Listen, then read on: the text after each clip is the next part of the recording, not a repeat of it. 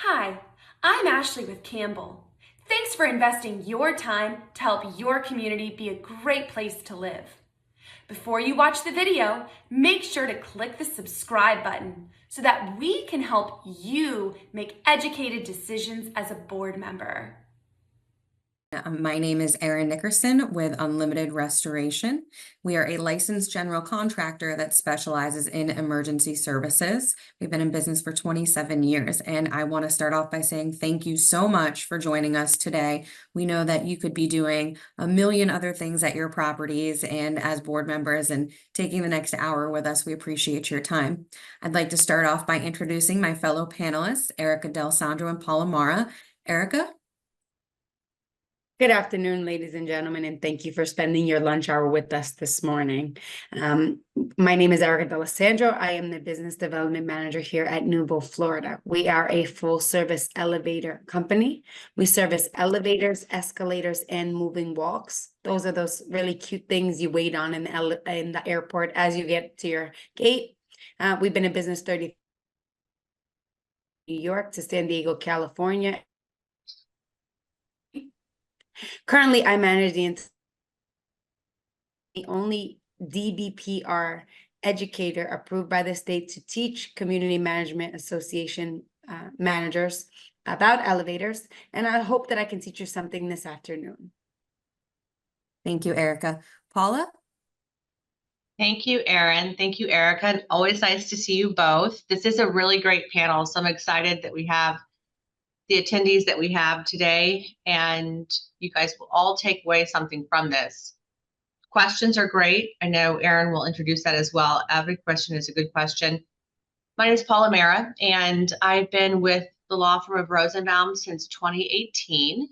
Before that, I was with a large law firm in Boca, but primarily practicing since 2003 in everything condo, HOA, country club law, from corporate governance to violations, some litigation, collections, foreclosure. So we really do it all. And here at Rosenbaum, we also just service our clients with a full service. We don't send anything out to other counsel for any of the problems that you may have. But today's panel, I think, is really important. It's really specialized. I think that's really where board members and managers can achieve the most information and takeaway points, if you will. You'll hear me say a couple takeaway points. I know Erica and Erin, we've done this panel in the past, and I've always felt like it was one of the most helpful panels and courses that we give to our clients, because when you need the information you need with respect to elevators, it is a specific scalpel approach to what you need to know. So today is a great course, so we're happy you're here. Thank you, Paula, and the feeling is mutual. I love this. This is one of my favorite panels to do because I don't think we talk about the specifics on elevators enough. So let's jump right into today's class. Erica, can you tell us some of the basic differences between hydraulic elevators for lower rise buildings and traction elevators for high rise buildings? Here in the state of Florida, we utilize traction elevators. And difference being as though the height that they travel. Most elevators in a high-rise building in the state of Florida, we consider high-rise anything over 8.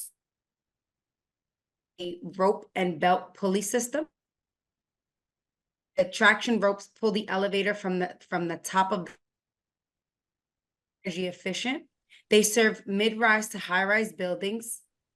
The hydraulic elevator rides.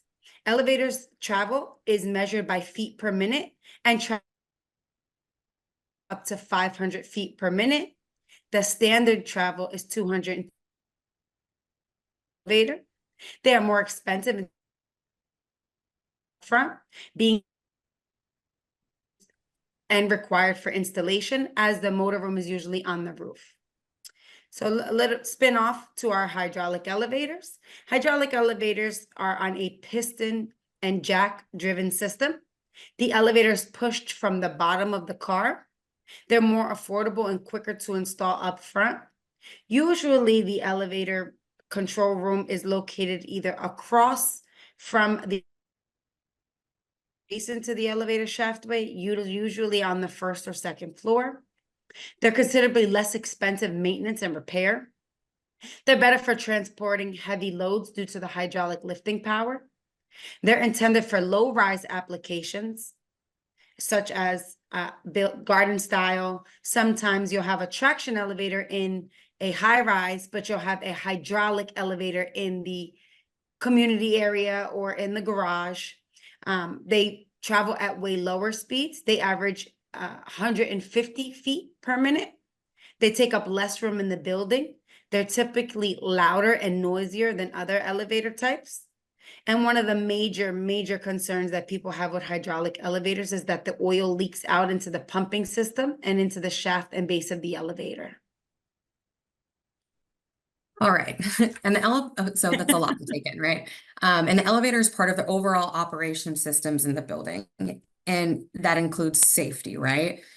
We saw some changes last year on elevator law, but there are some new requirements for elevators that were just passed. So Paula, can you tell us a little bit about the new requirements? Yes, and very important, obviously, to know, because ultimately, when we have the new requirements, oftentimes they are written into the Florida Administrative Code with respect to what new requirements are going to be required. That includes the door locking system, and Erica is going to expand upon that, I think, a little bit later. The door locking system is effective now as of August 1st, 2025. And that essentially is Florida reaching into what should have been required years ago, the double door locking system, so that both doors close simultaneously. If you have a much older elevator, the code really spells it out for you with respect to how you're going to upgrade that. And of course, you're going to have your vendor who will assist you to understand if you have a very aged elevator, you may be required to probably upgrade the entire elevator as opposed to trying to comply with the new requirements of the locking system. It's essentially making sure that individuals, dogs, etc., cannot be shut in between the door locking when the elevator goes up. The second piece of that is a more recent legislative piece, again, Florida Administrative Code, and that is incidents in elevators. And I know in the past panels, we've always kind of had some fun with this particular piece of it, because I said I would love to be locked into an elevator and you do not need to report that I'm in there for at least a few hours until I get hot, because I will take a nap. I'll be very happy left by myself. But joking aside, the requirement is that any incident is reported within 5 days. It is through the DBPR, through the elevator, and you have the form. Katie can provide that to you, or Erin or Erica can provide that form to you, but it is online. And any incident really means any time that any individual is experiencing an incident in the elevator. To us, that really correlates to if the elevator stops, even if it's for a short amount of time where your subjective reasoning would say it's not that big of a deal, let's say it's 30 seconds, to someone else who has anxiety or who has other type of issues, that would be called an incident, and you do need to report it. So err on the side of caution with respect to that. The two takeaway points is this: you have the requirement with respect to the door locking system, August 1st, 2025. You also have the reporting requirement, which is effective now, and that is any incident. What does an incident mean? Treat it as any incident that something goes wrong with your elevator that is not within the normal operation.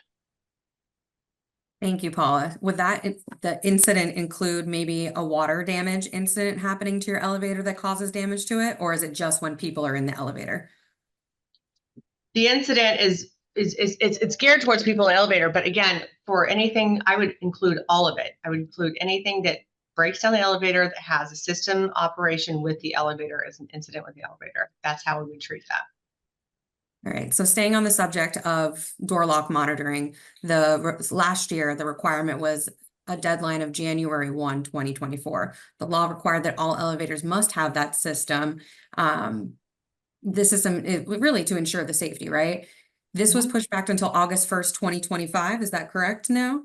That's correct. I may have misspoke before. So yes, it's August 1st, 2025 is the pushback date for that. But with that said, that doesn't mean you wait until July 30th and say, oh, we have to comply. They have pushed it back based upon different variables, different factors for compliance, but ultimately you should already be ahead of the game, because if you haven't complied, perhaps most likely it's because your elevator needs a full upgrade to actually get to that point of compliance. So everyone's going to be in a different boat here with respect to what does that mean to comply with my elevator system. I've had clients that have very old elevator systems that have been reliable, they have worked, but guess what? Those typically are the ones that they're not used very often.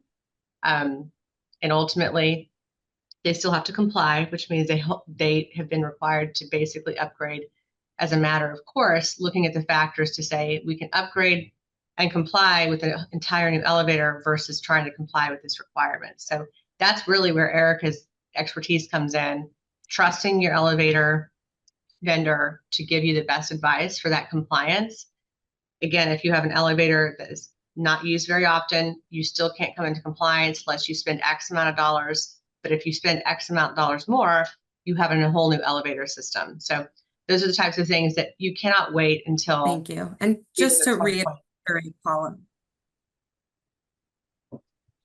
and just to be clear on the word comply, that means that they must have the system in place. You cannot be under contract for 6 months from now. It has to be installed in your elevator. Is that correct? That is correct. And that was a question that came up early on in our prior panels, and that's the same standard answer. Until you have any indication that there is the requirement for, let's say, a local jurisdiction to treat that as compliance, but that is not how it works with elevators. Unlike the building, the SERS and things like that, the compliance has to be made by that deadline, and that's August 1st, 2025. Thank you. Another new requirement was passed, A17.1, and I do have to read that, which is for all traction elevators to replace single plunger brakes with one of the following by August 1st. And it's the dual plunger brake assembly, the unintended car movement protection, and two-way messaging. Erica, do you want to elaborate on what this is by 2028 a little bit more? Absolutely. As far as the two-way video messaging is concerned, it is something that is not. Door lock monitoring was retroactive, being as though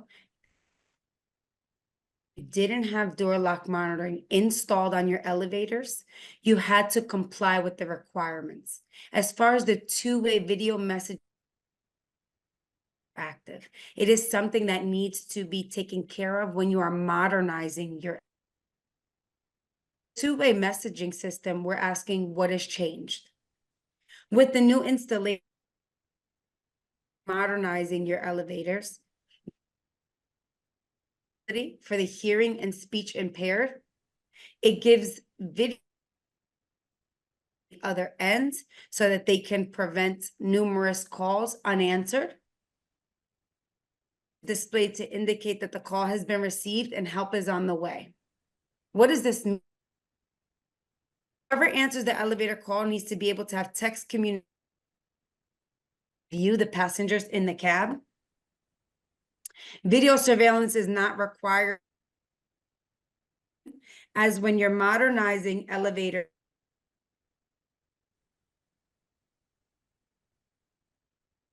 You hear me, Erin? So Eric, I think we might have missed a few of the things that you're saying right now. You're breaking up really bad. Do you want to try jumping on your phone for audio? All right, give me 1 second. I Thank you. apologize, ladies and gentlemen. No problem. We'll come back to this so you can re-answer that. Paula, I do have some questions for you about DBPR regulation that we can talk about in the meantime. And I know that we just had a question in the chat bot. Who is reporting the incident to the DBPR? Is it our property manager, board, or elevator company, first and foremost? So Unfortunately, go ahead. the property manager should be reporting the incident to the DBPR. Ultimately, as a board member, however, keep in mind that is your ultimate responsibility to make sure that the laws and the Florida Administrative Code is complied with. So making sure as a board, you're aware of it, first of all. You have implemented a process or at least a checklist, something back of the house to assure that your manager, A, understands it. And by the way, your manager may not be on staff 24/7, right? Most likely isn't, unless her name was Katie Phillips and she was on staff 24/7 with all her clients. Ultimately, you're going to have door staff that are going to be responsible to report that as well. So the bottom line from that point of view is you have a system in place, you have a form in place, you have protocol where you have instructed your door staff through the manager to make sure that those incidents are reported, no matter kind of, again, how small they are. That's the perspective from a legal analysis. If you were to be called in to say you violated this particular Florida administrative code, it helps and it serves the association the best to be able to say, this is the protocol. There was a failure for some reason or another. This is our standard protocol. Unlike if you were to go and try to support a defense that says, we don't have a protocol, we may not have known about it, and no board member knew about it. So it starts with the board and it goes down from there. The board to the management to the staff to understand that it's a DBPR form, it's online, and it needs to be reported. Thank you, Paula. I want to jump back, and Erica, are you good for connectivity? Yes, I'm really good. I don't know what happened. No, it's okay. I gotta love technology. So I want to jump back to A17.1, which everybody must be in compliance with by August 1st, 2028. And that's to replace single plunger brakes with one of the following. And it's either dual plunger brake assemblies or unintended car movement protection. Okay, so as far as this code, this is reference to rope grippers, which are in layman's terms, traction elevator brakes. The code compliant guidelines states that all traction elevators with the single plunger brakes must comply with one of the following by January 2027. They either have an alteration of their single plunger assemblies to a dual plunger type, or they comply with the unintended car movement protection as specified. So with this is basically replacing the elevator brakes to ensure that they're not outdated, and it prevents the car from running while the doors are open. So it basically, it's needed because it's an auto reset on simple power loss. There's a manual reset required to clear any actual faults. When replacing the rope grippers, it includes a necessary encoder so that things can be more open to the technicians that are working on the rope gripper and the brakes. It prevents unintentional motion with the doors open caused by brake control or drive failure. And it also prevents against descending car overspeed. So that there's less stops that are sudden and abrupt, which sometimes cause a severe panic. Thank you. Now, the last piece of the puzzle on code updates, and this is code A17.1 CSA B44 to be technical. And yes, I did read that off of a paper, but this code was updated and it now requires them to upgrade two-way messaging and video capabilities. What does that mean? So that means when your property is going through a modernization, and only through a modernization, the two-way video messaging service is not retroactive. So when an association signed their modernization contract and the permit was pulled in 2023, they do not have to be code compliant with this. It's any association that signed an elevator contract for modernization in 2024 and had the permit pulled in 2024. So it is let's talk a little bit about the changes. There's a two-way text-based messaging capabilities for the hearing and speech impaired. It ensures that the person on the other end of the phone can visually see what is going on inside the elevator. If we have someone in the elevator who has felt faint and they pressed the button before and unfortunately lost their consciousness and they're on the floor, prior to this requirement, the person on the other end would make, announcement a couple times and then they would disconnect the call. With the video messaging, now they're able to see that the person that is in the elevator is having a health concern and is unable to respond and still needs medical attention. What does this mean? This means that Whoever's on the other end of the elevator call needs to have text conversations and be able to view the passengers in that cab. Why the change? It prevents the monitoring stations from receiving up to 1,000 false phone calls a day. It aids for passengers who need help but can't communicate verbally, possibly due to speech or hearing impediments. And the new code has been introduced to provide additional assurance for both callers and responders. Thank So you, when we Erica. talk about the next steps on how to comply, we Thank want you. to ensure that when drafting up your modernization contract in 2024, that the updated video messaging system is included in that proposal. If it is not included in the proposal, and you're utilizing the outside party by the name of Kings 3, you will have to purchase this equipment specifically from Kings 3, being as though they have their own authorized retailer for this. If they have other brands such as Janus, K-Tech, or Wrath, your service provider should be able to purchase that two-way video messaging system included in your modernization without having a change order being drafted after the fact, and be able to produce the technology needed to be code compliant. So let's talk about next steps a little bit further. I want to drill down on that one. Can you elaborate on the process to get clients up to code? How long is the wait time for these parts that they have to order to do the modernization? And what is the general time for one elevator? So To be done. general time from signing to having the elevator completely modernized is 14 to 16 weeks. When doing an elevator modernization, there's a couple steps. As one of the most important things, as we want to ensure that the modernization includes all safety upgrades. It integrates all new technology. There's mechanical and structural enhancements that need to be that the elevator needs to undergo to ensure that it is safe. There's aesthetic improvements as far as the walls, the floors, and the aesthetic looks, and then compliance and regulations with the state of Florida and what they're requiring. Okay, thank you, Erica. And one more question for you.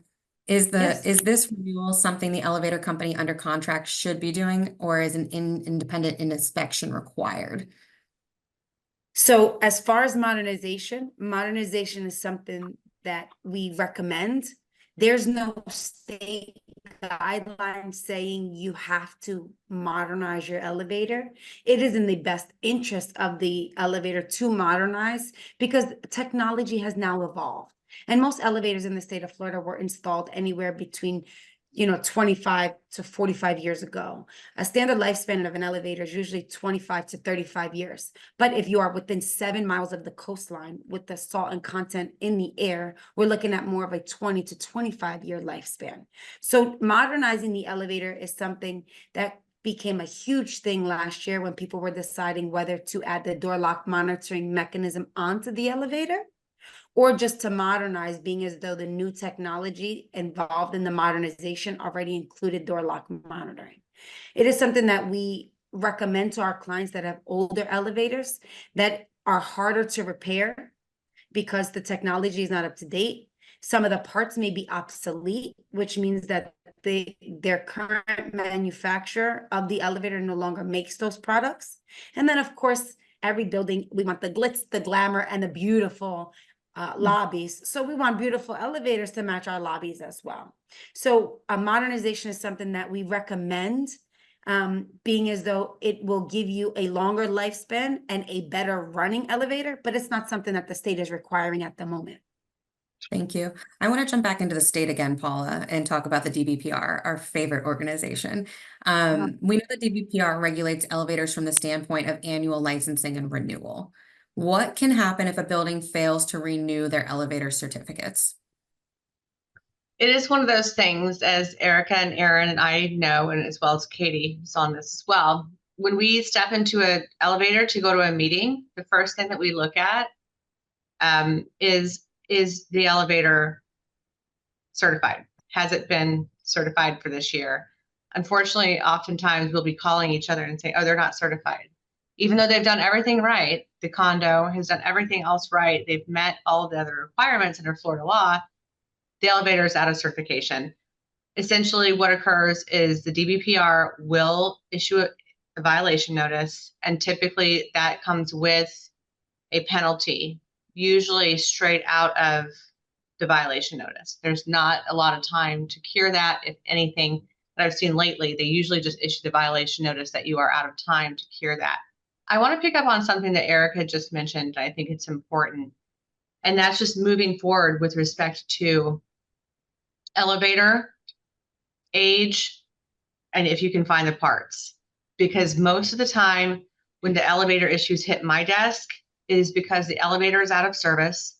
There's one elevator for that particular multi-condo building, and there is someone on the second, third, or fourth floor that is mobility challenged, and they cannot get to their doctor's appointment, the grocery store, or anywhere else. And it is days and days and days with their current elevator vendor to find those particular parts for their 1976 elevator. I say 1976 facetiously, but sometimes not, and Erica can kind of laugh and nod if she wants to. But that's the problem that we have. And what occurs in that situation, and it's occurred several times in the last, I would say, 2 years for me, where I'm trying to run cover, if you will, for even management company or the association itself, because the news is coming out, people are calling, and you cannot replace that particular component in your elevator. And I know, Erica, we're going to go into reserves and how to fund those replacements overall. But one of the key components I think that really needs to be highlighted is you cannot let your elevator completely go out of service with respect to its parts, its replacements parts, its insides, if you will. Because what you're left with is a disaster, and you're usually left with an ADA issue. Typically, association condos, co-ops, homeowners associations for clubhouses or whatnot, they're not subject to the ADA, but you are subject to the ADA to provide those mobility elevators for floors and levels that other people that are mobility challenged cannot get to. So if you have an elevator that is aged and you have to seek parts across the country, that is not a good position to be in. And I think that's kind of, Erin, a segue into what we're going to talk about next. But I know it wasn't kind of a part of what we were going to discuss, but I think it's one of the most important components, because again, that is what I see across my desk. I usually don't see elevator issues until they become elevated to the issue, no pun intended, to the issue of a legal issue where someone is not being able to exit their unit on a normal daily basis because we can't, in a reasonable time frame, find those parts for those really aged elevators. Thank you, Paula.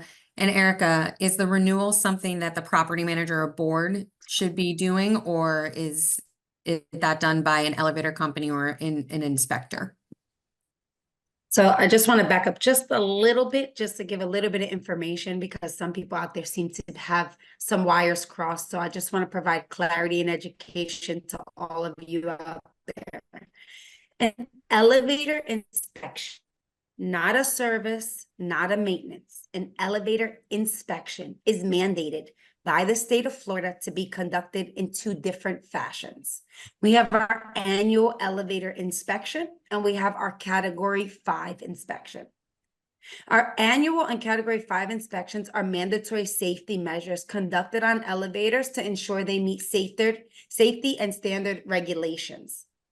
During an elevator inspection, you have your elevator service provider, such as Nouveau. You then have a third party that is witnessing the elevator going through this specific inspection. And the third party is the party that holds the report card, that is grading this elevator as far as safety and compliance is concerned. Your service provider is conducting the inspection. The third party is witnessing. The third party is the entity that submits this report card to the state. And the state is where you receive your elevator certificates. You don't receive your elevator certificates from your service provider. You receive that from the state after they've received the bill of health from the third-party inspector. So let's dive in a little bit about inspections just so that, we can get some clarity here. During an annual elevator inspection, a qualified inspector will typically assess various components of the elevator systems. This includes examining the mechanical and electrical systems, checking for any signs of wear and tear, ensuring emergency features like alarm buttons, emergency lighting are functional, inspecting the doors and the cables, the brakes, and the phones, and also evaluating the overall performance of the elevator.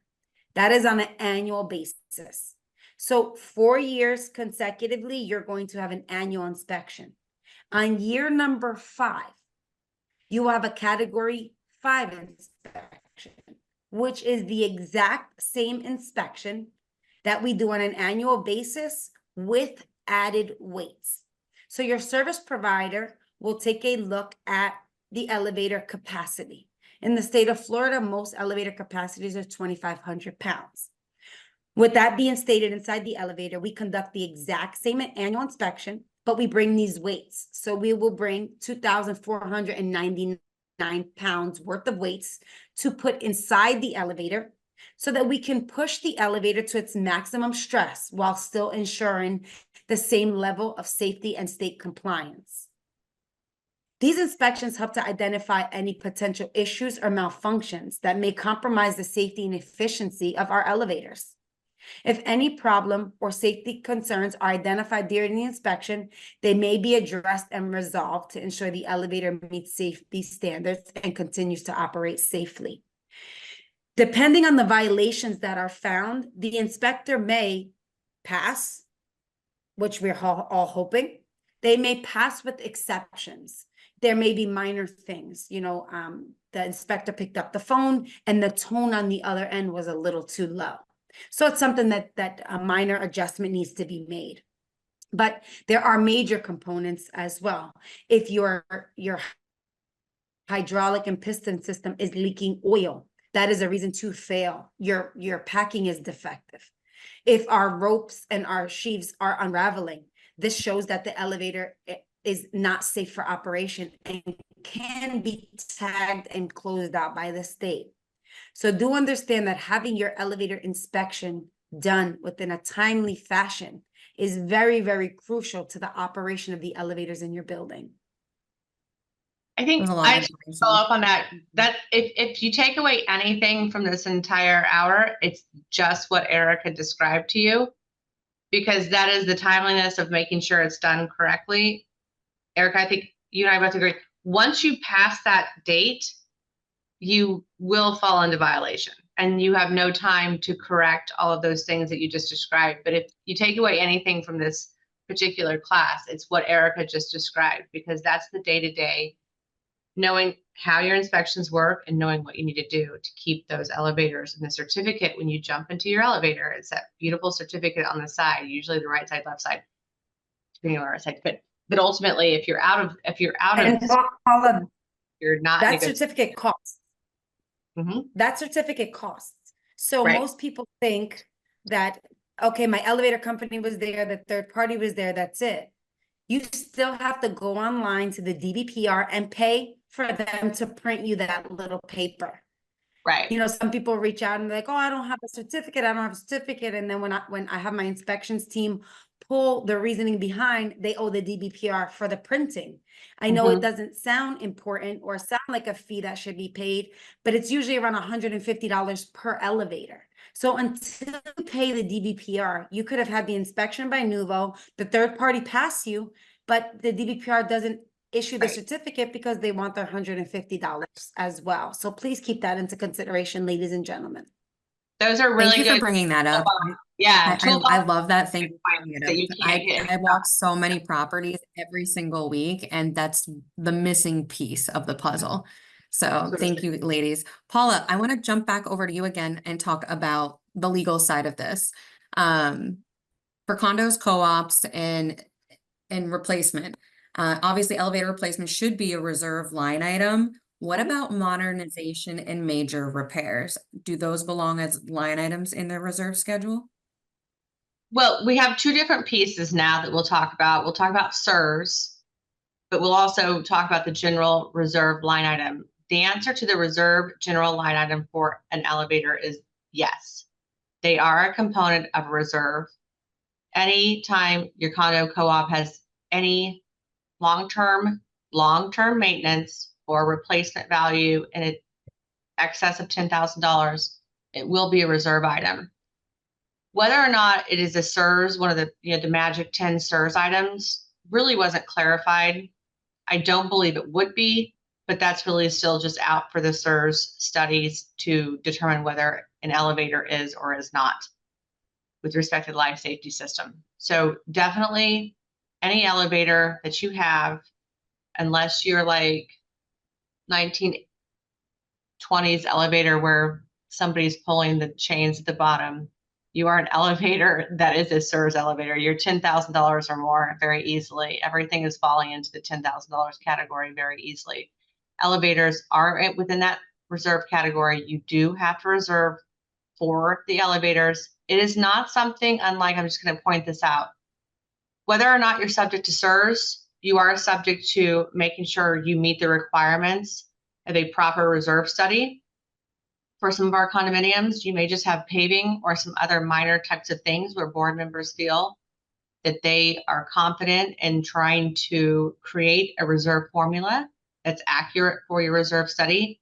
If you have an elevator, you should at the minimum seek a reserve study for those types of components.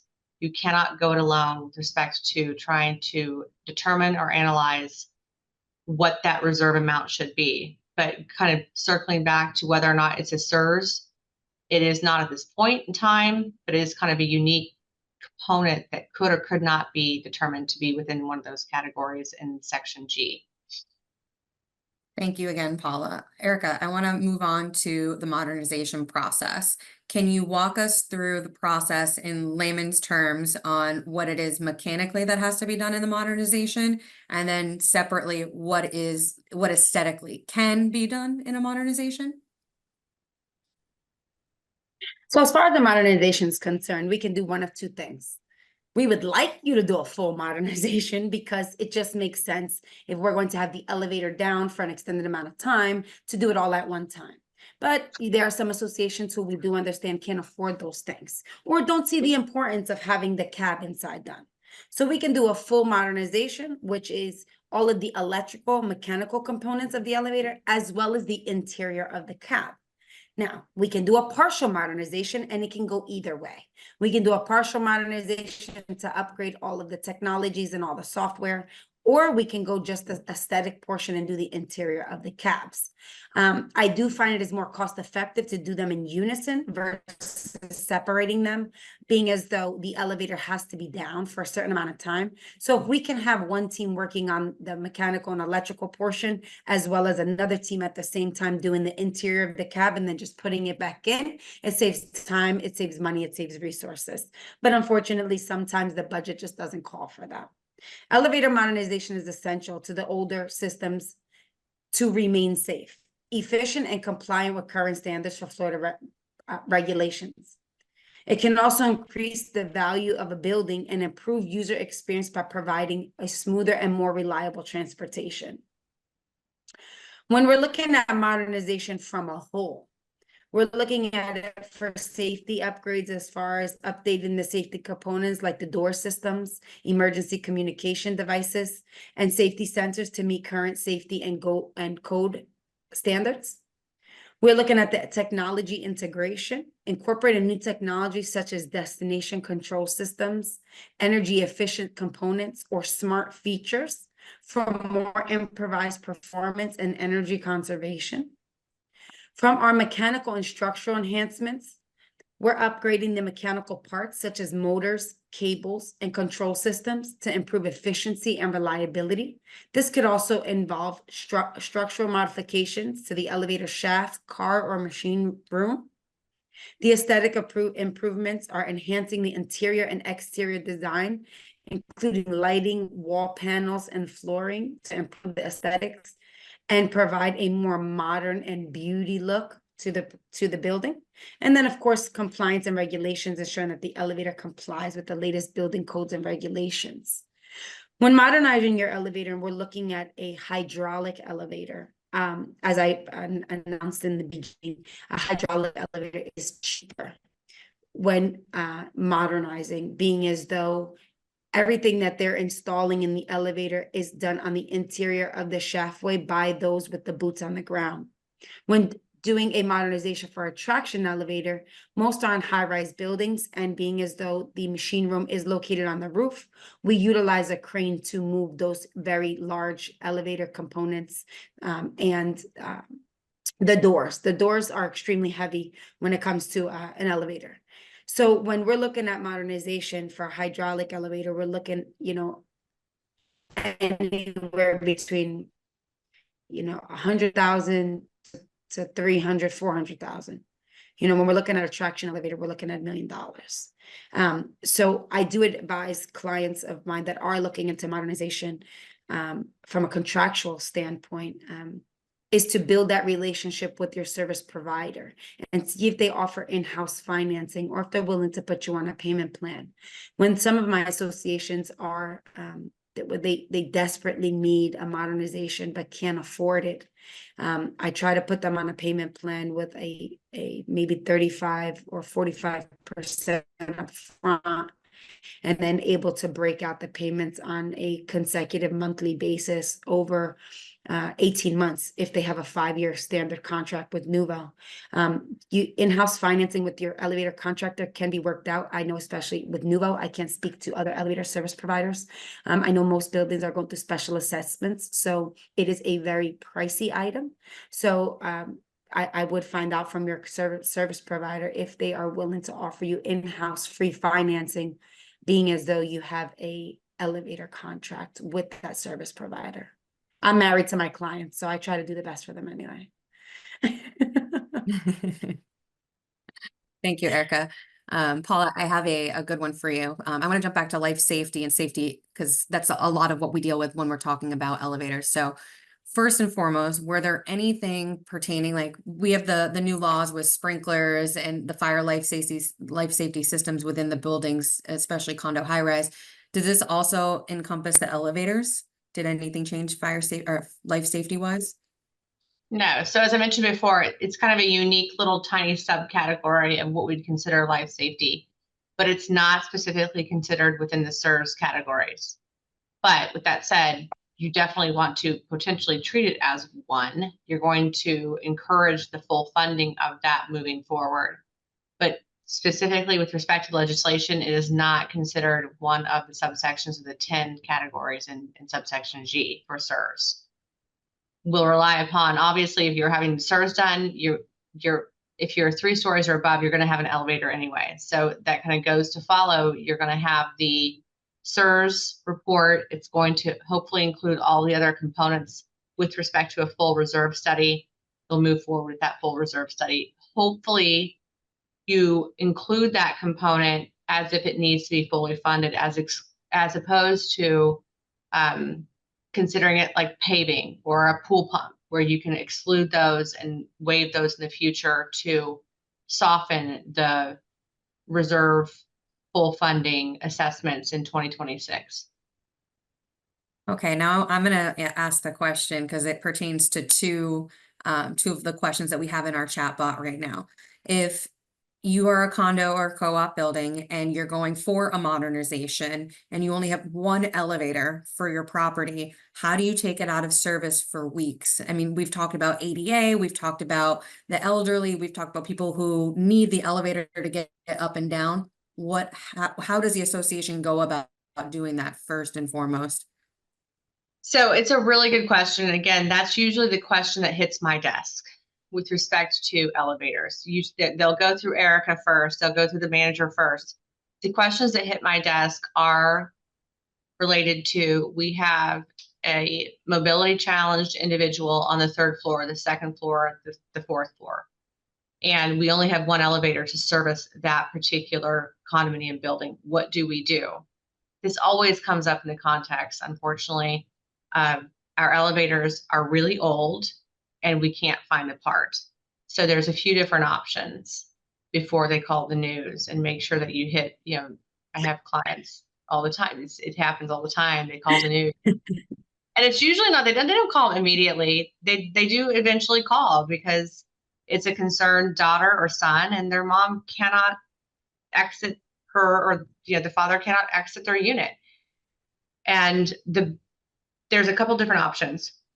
First and foremost, you as an association are responsible to potentially relocate that person to either a hotel or another location.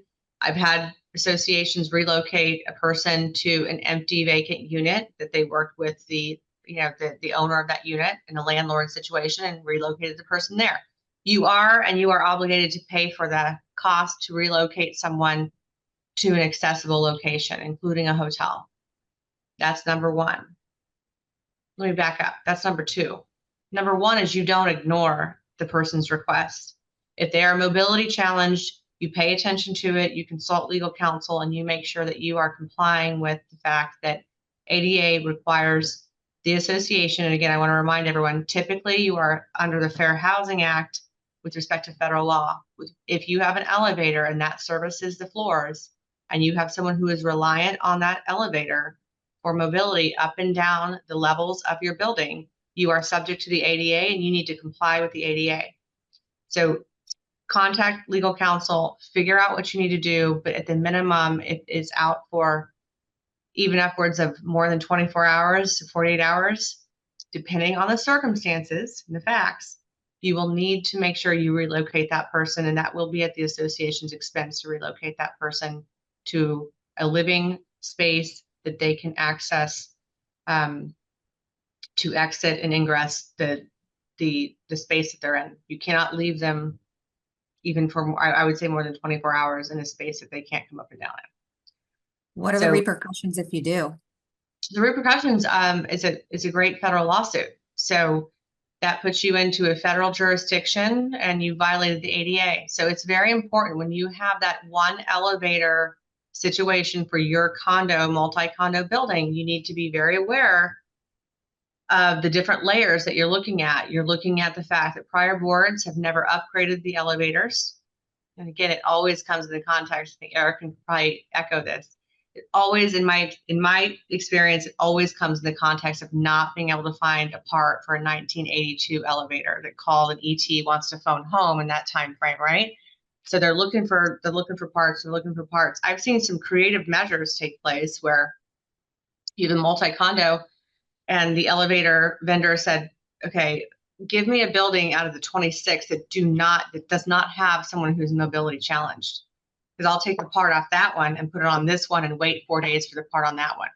So when you talk about vendors and having contracts with vendors, you want that creative vendor, because I've seen that happen a few times. We're like, give me a building with no owner rather, that has a mobility challenge, that's not handicapped, that can go up and down the stairs. Give me that building. And then you take that part off, because there's no parts for some of these elevators. And Eric can expand upon that. The parts are not going to be made for certain. They've basically been retired parts. You can't find them. We have a lot of association clients in that particular situation. And now is the time to start looking at, on top of everything else, unfortunately, CSRS, milestone, and insurance. The bottom line is you cannot be left in a situation where you have an ADA complaint. Contact legal counsel. Make sure you offer that particular person alternative living in a hotel or otherwise, so that you do not get hit with an ADA complaint. Very important to have your legal counsel hit all of the spots on that response to that particular person. Thank you, Paula. To piggyback on that, you should also have that conversation with your elevator vendor. You want to know what options they have for you. I have a property that we're currently doing a modernization right now, and only 3 of their buildings out of the 10 have mobility challenges. So on those 3 buildings, we are doing an accelerated schedule where we have 2 teams there, one during the day from 8 to 3, and then the other team from 4 to 10. So they're doubling up on those buildings to try to get those buildings done in a quicker more efficient way to get the elevators back up and running with an exterior lift outside the building in the event that someone needs to either leave the apartment, or they need first responder access. So there's also another option to know your property, and to have that relationship with your vendor. You know, hey, we have 10 buildings, and 3 of the buildings have people who are or mobility challenged. You know, how can we assess that property? What accommodations can we make for that building? Being as though these residents are more vintage in age, you know, other than myself, to ensure that they are getting the lifting power needed to get them and their groceries in the door without impeding the safety of the building. Right. I just want to add to that as well, because it's been my experience the last few times this has happened, that the association has worked with their current maintenance vendor, worked, had been told this, and this. And finally, someone throws their hands up in the air and calls a new vendor, even though you're under contract maybe for 2 more years. But the situation has become dire, and they work with that new vendor. And then I work to try to pry them out of the prior 2 years remaining on their contract, because that new vendor, by the way, came up with a part that the other vendor said wasn't available. So that's also something I see quite often. The bottom line, I think, here is when you do have someone who's mobility challenged, you do need to, Erica pointed out that a good point, work with your vendor. And this just kind of came to my mind as well. As a manager or as a board, document. When you have tried, and you have tried so many different ways to have your vendor work with you, back to Erica's point, make sure that vendor has information that this is a mobility challenged building, this one, this isn't older. We understand that, because a lot of the vendors we've worked with, they're very quick to say, you have an old elevator. There's nothing we can do for you besides wait 2 weeks to get that part in. And in the meantime, again, you have the news coming out to show that you haven't done enough. So again, I think a good takeaway point is the housekeeping part of this is documentation with respect to your vendor at the time, communication saying, these are the buildings that are mobility challenged. You know, these are the parts that are going to fail next, potentially. We need to make sure that we have a plan in place. Thank you, Paula. We've not addressed the issue. We have several questions in the chat right now on privacy, with the new code being that they have to install cameras in there. I've got one building specifically on here. They recently put the video surveillance in the elevators. Most owners are not happy with this decision. They feel it's an invasion of privacy. Should the membership have voted this in as a material alteration, Paula? Can they do that? Well, a material alteration is of course, the black and white would be a palpable perception or change to the exterior of the condo or the interior of the condo. But this would be a maintenance obligation, and obviously an upgrade with respect to the components of your elevator. The right of privacy is something that's commonly misunderstood by a lot of people. The right of privacy goes to the general understanding that you have a right of privacy in an area or a space that you don't expect anyone else to see you in, including the interior of your home. That would exclude if you live in a high rise in New York City or Manhattan, or potentially even here, where your windows are open. You have just basically written off your right of privacy if you have not expected that right of privacy. In an elevator, in a common area, you do not have a right of privacy. You you're riding in a common elevator.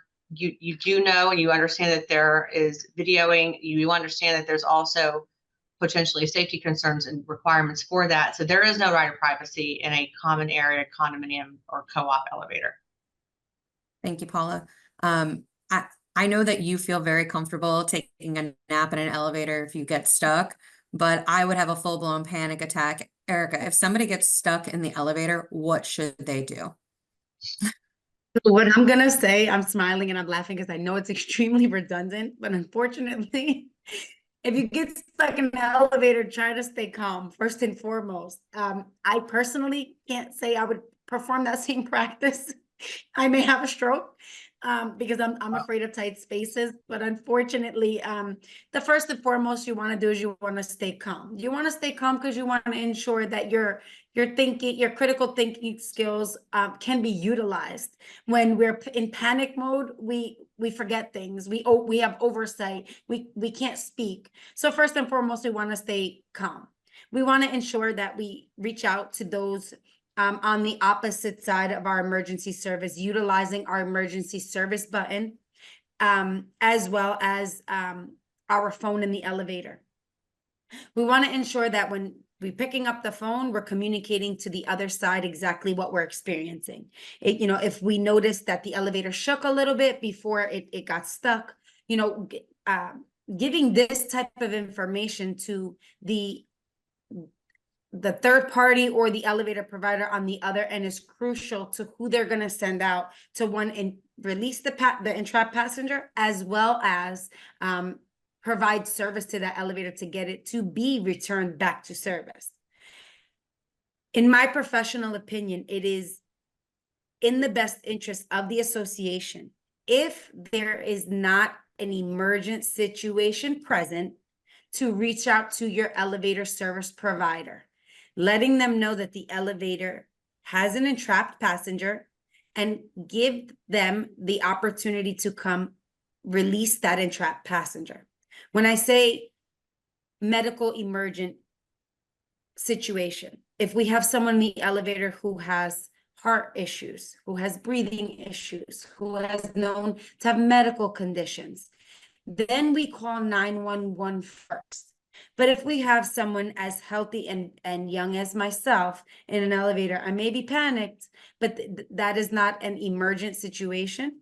If we reach out to our current service provider, allowing them to release the entrapped passenger, we're mitigating Fred the fireman to come and hack the doors.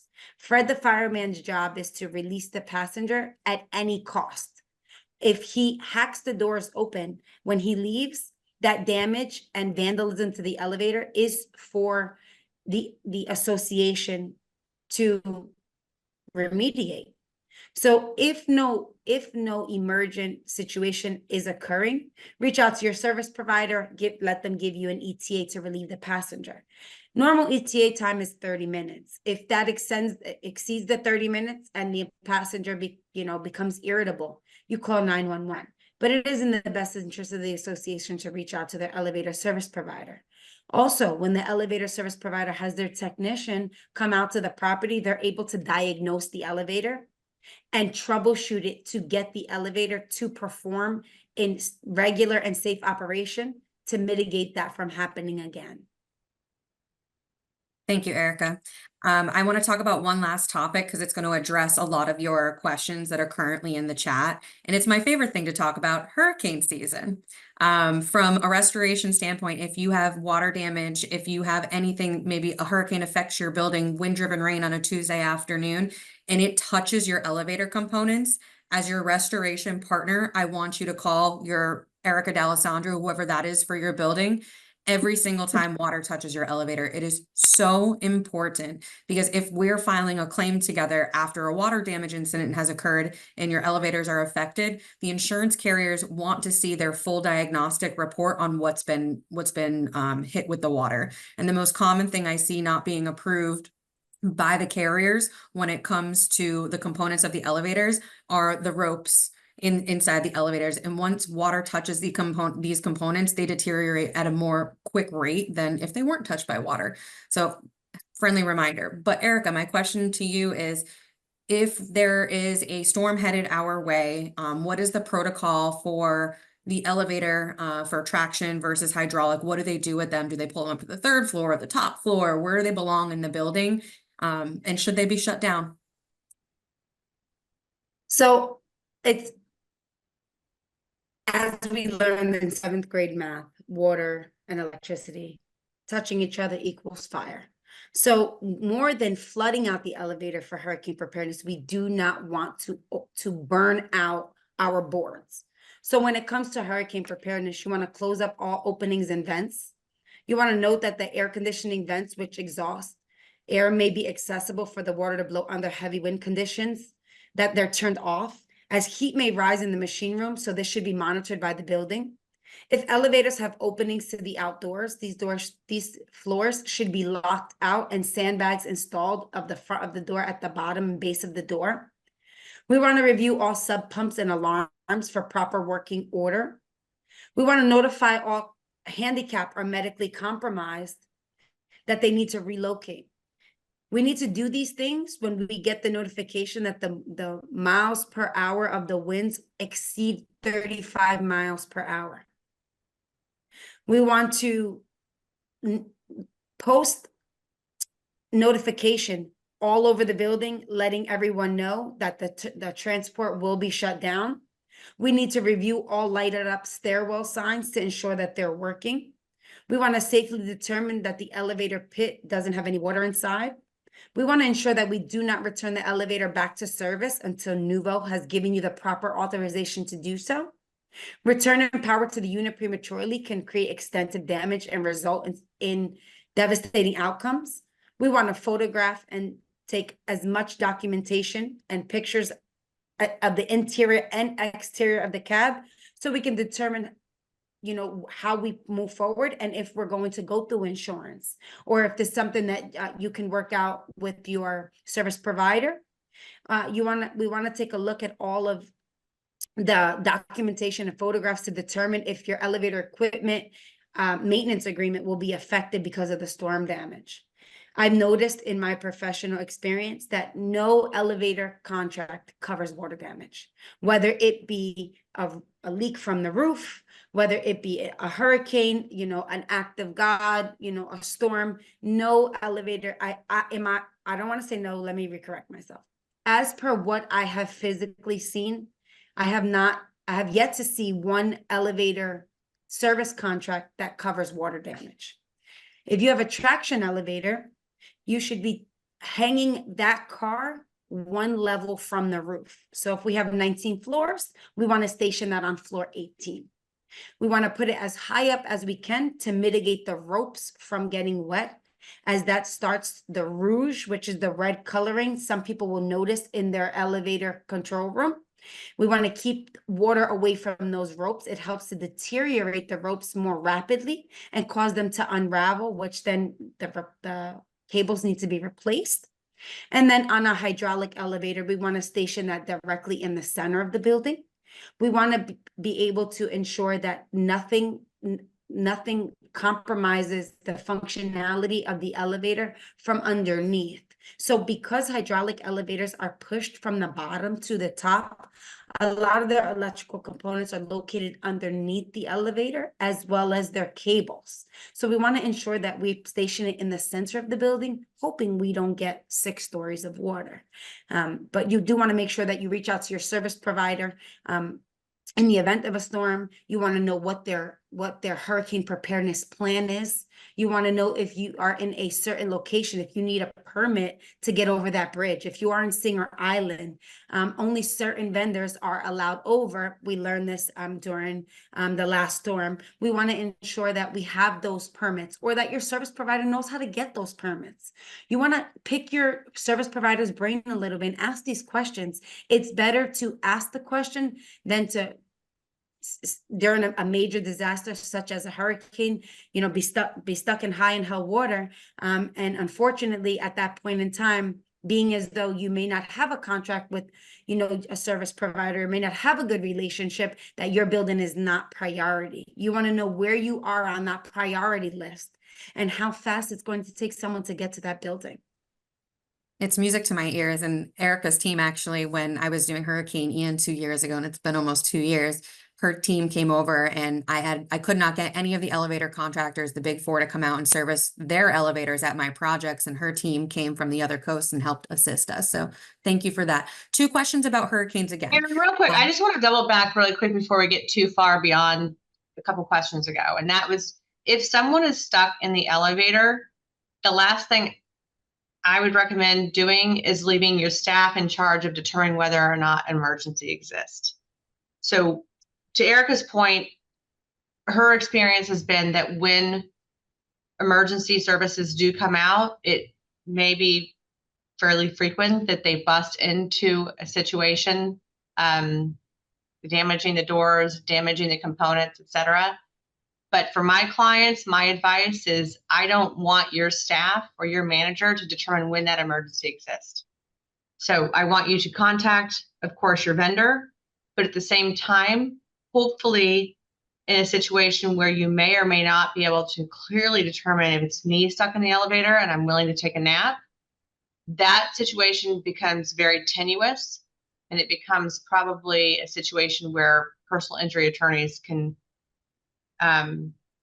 determine whether or not they're going to file any type of action, even if at the time the staff, in their reasonable determination, consider that the person was safe, there was no harm or risk to that person. I don't want to put that on the association staff. I don't want to put that on the association board. I think that if we do contact emergency services and we let them know we've been in contact with the person in the elevator, we've called the vendor, this is the ART, the arrival time of that vendor, and be able to communicate back and forth, including emergency services once they arrive at the location. The bottom line is this: do not put the association staff or your board in the capacity of determining whether an emergency exists or not. Be able to, on the other hand, have a protocol for the questions that you ask first, how you contact emergency services to say, we don't believe we have an emergency at this point in time, but we do need you to come out. If it's 30 minutes, 0 minutes or 30 minutes at any given situation, it's never going to be a black and white situation where there's one person stuck in the elevator. It can be me willing to take a nap, but it can also be my young daughter who may have an anxiety attack within seconds. So from my perspective, from a legal perspective, don't put yourself in that situation. You don't need to. Persons above property always is what we go to. So, but there are different things you can put in place where hopefully emergency service is not coming in with their JV team busting up the elevator door. Because you've talked to the person, you have this protocol, you communicated with the person. But I certainly would always recommend that if someone is stuck in there for any considerable amount of time, being even 5 minutes, we still contact emergency services to say, yes, they're stuck. We're in communication. This is the protocol I've been told to follow. And this is what's occurred since that point in time. Here's the communication you have with that person. Leave it up to the firemen to be able to communicate, not I've waited 30 minutes and now someone's stroked out, even though as a doorman, I have no personal training for that particular situation. And certainly we just don't want to put our clients in that situation at all. Well, talking about firemen, Paula, one of the questions in the chat was, and I love this question because it happens every single time that they service a fire, a water issue, and they're there. What happens when the fire department causes damage to your elevator when getting somebody out? Can you sue them? Can you file a claim on their insurance? No, I have so many bad jokes in my head right now. I can't even. Sorry. No, you can't do any of those things. No, you can't. So no, there is no action against the fire department as a resource for safety. If they have damaged the doors, like Erica pointed out, that's typically probably one of the things that happens is they bust open those doors. But hopefully that is fewer and far between, where they are able to communicate. They're there on the scene. They are now the ones responsible to determine who is in harm's way, who is not harm's way. But the question, the answer to the question is no, you cannot go after the fire department for what they have determined is an emergency situation and any damage that has been done to the property. And while we're on the entrapment conversation still, is the staff allowed to open the elevator? I know we just talked about best practices for that. Would you defer to emergency services and the elevator company, just to be clear on that question? Yeah, so again, I think it starts with this. You have a clear protocol written in your book, that someone can refer to easily. You have training for your staff. that indicates you cannot go and open that elevator door. You cannot try to be the emergency services for ingress or egress from a stuck elevator. That is the last thing we really want to do.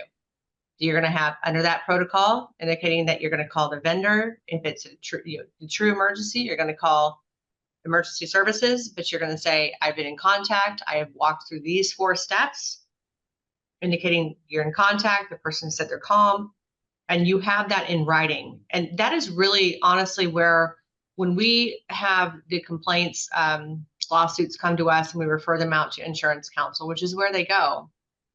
Those are the types of documentation, the information that really serves the association with respect to a defense. Everything was done pursuant to protocol. This was not something where the association was negligent and this person was left in the elevator. I hate to say, some staff member, the maintenance man comes over. He was in New York City for 80 years, and now he's going to come and help your personnel. Erica laughs because she's from New York. She's going to come and help the person out of the elevator by prying the door open, and then something more tragic happens. So that, again, the bottom line is this: protocol in writing, staff trained, understanding emergency services are called, and hopefully, again, as Erica pointed out, communication is key with respect to the person in that elevator cab. Thank you, Paula. Much appreciated. I have a couple technical questions for you, Erica. When it comes to hurricane season, can a traction elevator be powered by a generator while they don't have? Okay. Absolutely. So that is the reason why when you're doing your elevator inspection, you usually have your generator company there to ensure when the elevator is put under certain duress or an inspection services, or even if the power shuts out, that they do the elevators nowadays do something called a self-leveling, where if the power to the building completely goes out and the elevator is on the 3rd floor, it will bring the elevator down to the 1st floor and open the doors, but it will not move after that. Thank you. I know that some people are asking how much longer this is going to last. We're just going to answer a few more questions here. If you need to get off, we completely understand, but there's some really good questions that I think would be really good for everybody to hear. We have a lot of questions going back to ADA, Paula. So where are these laws listed is multiple questions that I have for ADA compliance when it comes to elevator. And then the second question I have that I think is great is, do the ADA laws apply just to the unit owners or to tenants as well, renters, or is it both? I don't know if it's worth mentioning, Erin, if someone wants to jump off, they still, the credit's still there. This is just Q&A. Am I correct in mentioning that? Yeah. Okay.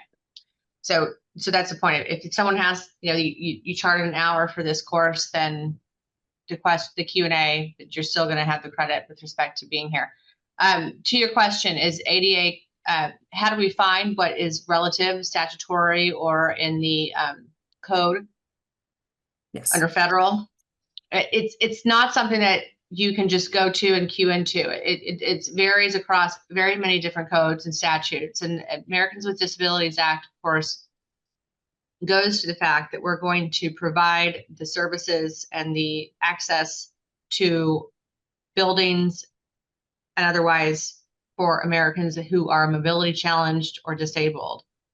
The only point in time that affects our associations is when we do have an elevator, typically, and a few other areas, or unless you're offering outside access to the public other than guests and invitees of members of your community.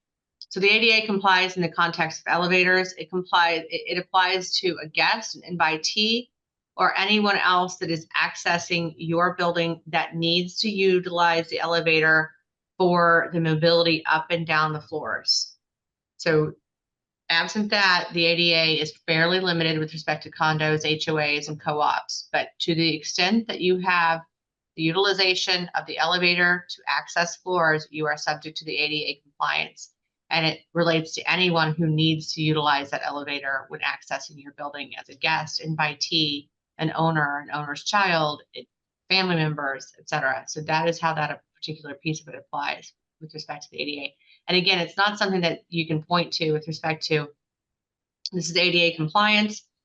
Again, and that's because typically the ADA does not generally it doesn't blanket the association, condo, HOA, or otherwise. That's usually the Fair Housing Act with respect to housing and providing housing. The ADA applies when you are supplying an elevator service to a floor. Thank you, Paula. Much appreciated. Couple of questions are very specific on here to properties. Erica and Paula, I know you both can see the chat right now. Robert Soloist is definitely one of those. Eric, I think that's a you question. But I would like to pause on this and let you guys know that the contact information for everybody on this call will be available to you after this. And I highly, highly recommend that if you have any unanswered questions, to consult the experts in the industry. And you have myself, Erica, and Paula here. No question is a dumb question. We are more than happy to answer any of those things. Couple things that I do want to throw out there. Our attendees are looking for a list of questions that they should be asking their elevator providers, Erica, on just hot button topics to better equip themselves. So maybe you could put something together for them for that.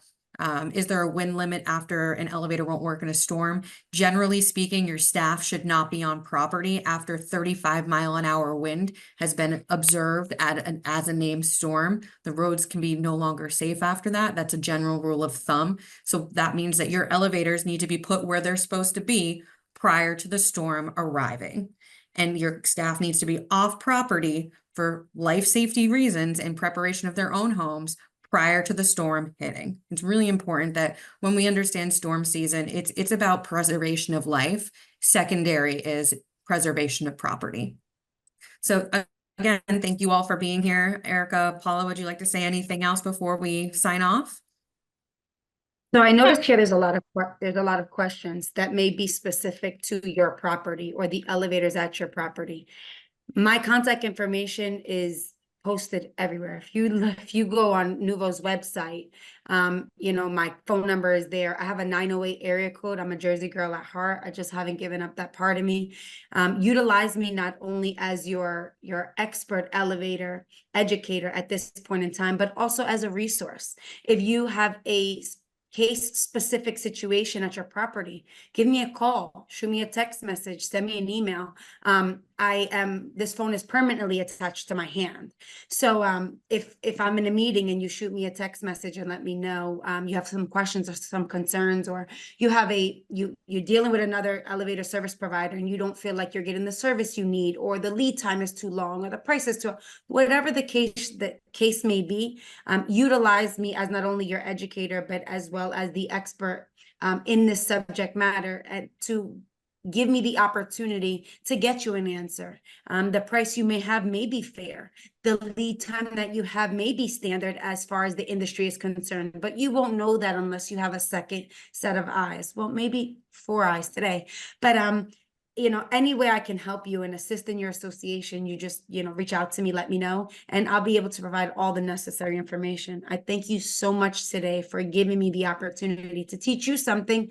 And in turn, I'm sure some of these questions will also teach me as well. Thank you so much, Paula, for piggybacking and working alongside me on this webinar yet again, and giving me amazing feedback from an attorney standpoint. And Erin, thank you so much for moderating and navigating this so seamlessly today.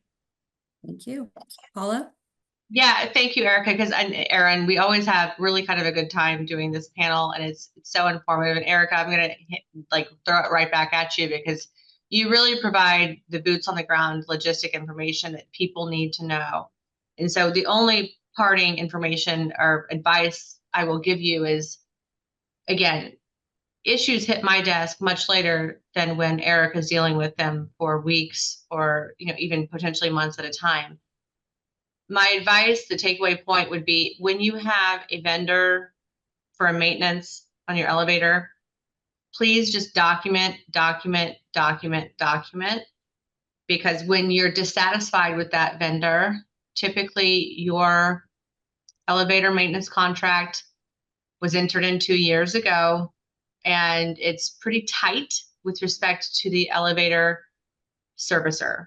But what I can do to help you the most is make sure that if you have documented, if your manager has documented the failures potentially with respect to the service, I can get you out of that contract in a better place moving forward with a new vendor than I can if you have no documentation. My experience typically is that I don't have any documentation to work with.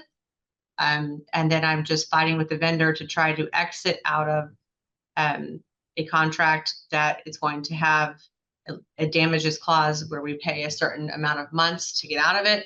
But if you do have documentation that's clear, I'm not talking just emails, even if your property manager keeps a daily log of calls and experiences with respect to I've emailed this person 3 or 4 times, this has been the wait time, this has been the lead time for certain parts from day one. That is, I think, ultimately what I deal with the most is trying to exit out of service contracts into a better vendor that's going to serve your association much more effectively. So that's my takeaway point for the ending of it. I appreciate you all attending today. I think this is one of our better panels, especially for again, the logistics, the information that we provide. And Erica and Erin, thank you so much for having me today and everyone attending. I appreciate it. Thanks for watching. For more great educational content, click the subscribe button now.